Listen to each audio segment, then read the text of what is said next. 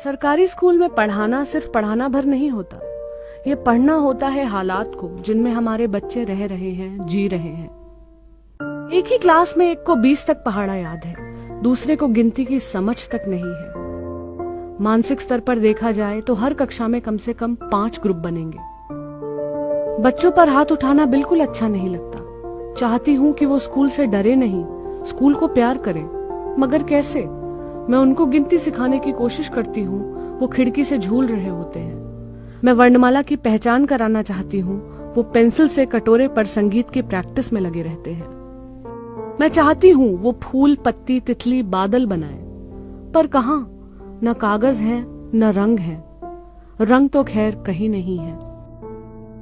Chubby cheeks, Dimple चिन, रोजी lips, यह सब परी कथा की बातें हैं। इनके कर्ली हेयर में सालों से तेल नहीं पड़ा, बुरी तरह उलझे हुए हैं। पिछले साल की यूनिफॉर्म में एक भी बटन सलामत नहीं है। इनकी आंखों में हल्का पीलापन है, कई बार ये कंजंक्टिवाइटिस का शिकार भी दिखती हैं। धान रोपने की वजह से पैर की उंगलियों में सड़न हो गई है, दर्द भी है। खेल खेल में अक्सर चोटिल हो जाती हैं। मैं उनके साथ सख्त होने की कोशिश करना चाहती हूँ, लेकिन असफल रहती हूँ।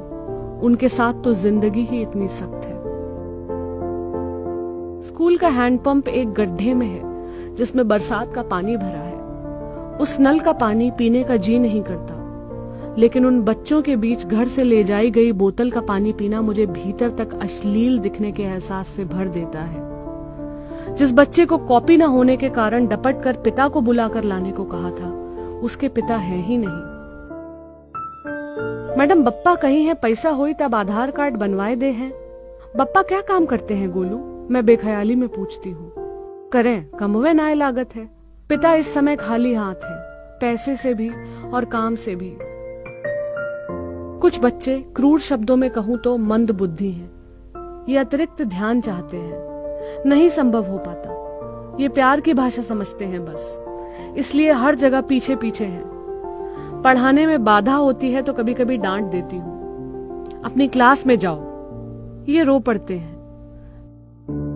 शर्मिंदगी के एहसास से भर उठती हूँ अपने जंगलीपन पर। इनको मनाती हूँ, ये फिर पहले की तरह मेरे पीछे लग जाते हैं।